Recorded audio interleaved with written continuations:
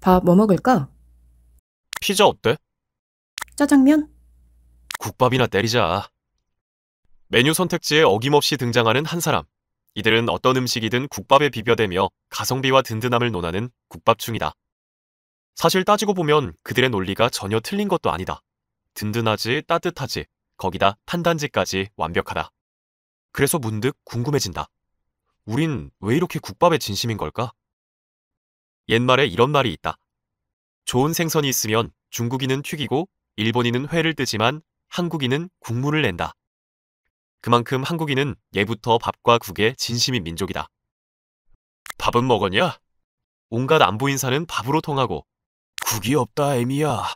진수성찬을 갖다 줘도 국이 없으면 밥 못 먹는다는 한국인들. 순대, 돼지, 설렁탕, 선지, 콩나물, 황태. 그 종류만 해도 수십 가지이고 전국 어디서나 24시간 찾아볼 수 있는 한국인의 마음을 뜨끈하게 데워주는 음식, 국밥. 한국인의 식문화를 관통하는 소울푸드라는 말이 이보다 더 잘 어울릴 수 없다. 그렇다면 언제부터 우리에게 국밥의 영혼이 뿌리내린 걸까? 조선 후기, 상업이 발달하면서 보부상들이 늘어나자 주막이 활성화되었고 주모들은 바쁜 상인들에게 빠른 한 끼를 내기 위해 밥과 국을 함께 말아내기 시작했다. 이때 찬밥을 뜨거운 국물에 담그기를 반복하여 밥알을 부드럽고 따뜻하게 만드는 토렴이라는 독자적인 스킬이 등장한다. 이것이 바로 국밥의 탄생이다. 이건 혁신이야! 국밥 5대 천왕 1. 국밥의 시조새, 장국밥. 처음 장터에서 팔린 국밥은 소고기나 개고기를 푹 고아 간장과 된장으로 간을 한 장국밥이었다. 그 인기가 어찌나 대단했던지 심지어 가격이 3배나 비싼 미슐랭급 맛집도 있었다. 이곳은 조정 대신과 양반들도 단골이었고 임금인 헌종마저 몰래 방문했다는 기록이 있을 정도였다. 주모, 여기 국밥 한 그릇 말아주시오. 국밥 5대 천왕 2. 고기 육수의 혁명, 설렁탕. 이후 신분제 철폐와 함께 정육점을 운영할 수 있게 된 백정들이 살코기를 팔고 남은 부속 부위로 새로운 국밥을 만들기 시작했다.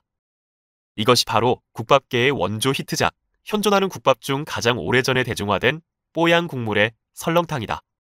당시 장국밥의 절반 가격으로 즐길 수 있는 압도적인 킹 가성비 음식이었다. 된장이나 간장이 아닌 고기로 우린 깊은 국물은 그야말로 맛의 신세계였으며 양반, 하인, 심지어 일본인까지 반해버리며 국밥의 전성기가 시작되었다. 처음에 양반들은 설렁탕을 밥을 국에 말아먹는 상놈의 음식이라며 외면했지만 한 번 맛본 깊은 맛은 잊을 수 없었다. 결국 최면상 설렁탕집에 직접 가지는 않고 배달을 시켜 먹었다는 설도 있다. 쌀이 부족했던 시절엔 밥 대신 소면을 넣어 팔기 시작했는데 이것이 오늘날 설렁탕에 소면이 들어가는 흔적으로 남게 되었다. 국밥 5대 천왕 3. 대구의 한 그릇, 육개장. 이런 설렁탕의 인기를 위협한 건 육개장이었다. 보신탕인 게장에서 유래해 개고기 대신 소고기를 넣기 시작하면서 이름 앞에 고기 육자를 붙이면서 탄생되었다. 우리가 아는 현대적인 육개장은 대구에서 가장 먼저 만들어진 경상도식 빨간 소고기 묵국 스타일로 일명 대구 탕반이라고 불렸다. 이게 대구의 자랑 아이가? 흥미롭게도 밥과 국을 따로 내놓는 따로 국밥도 대구에서 탄생했다.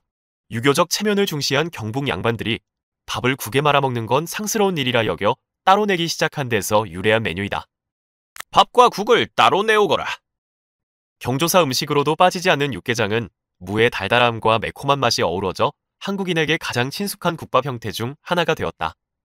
국밥 5대 천왕 4. 부산의 아버지 돼지국밥.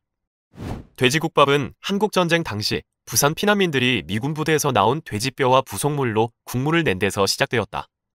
저렴한 부위를 몽땅 쓰다 보니 강렬한 잡내가 났던 야생적인 음식이었지만 저렴하고 빨리 먹을 수 있어 산업화 시대 노동자들에게는 최고의 한 끼였다. 노동자들이 밥을 빨리 먹기 위해 부추나 마늘 등을 한데 넣고 말아먹었다는 돼지국밥에는 고단했던 시절 한국인의 삶의 풍경이 고스란히 담겨있다. 국밥 5대 천왕 5. 국밥의 완성형, 순대국밥. 국밥 계보의 또 하나의 강자는 순대국밥이다. 1960년대 정부의 양돈산업 육성 정책으로 돼지 부속물이 저렴하게 공급되면서 대중화되기 시작했다. 돼지고기의 모든 부위가 들어간 순대국밥 한 그릇은 싼 값에 서민들의 허기를 든든하게 달래주는 최고의 음식이었다. 70년대 이후 단가를 낮추기 위해 당면을 채운 순대가 등장했고 보존이 쉽고 저렴해 전국적으로 퍼져나갔다. 하지만 여전히 찹쌀과 선지순대를 고수하는 아바이 순대 같은 전통도 남아있다.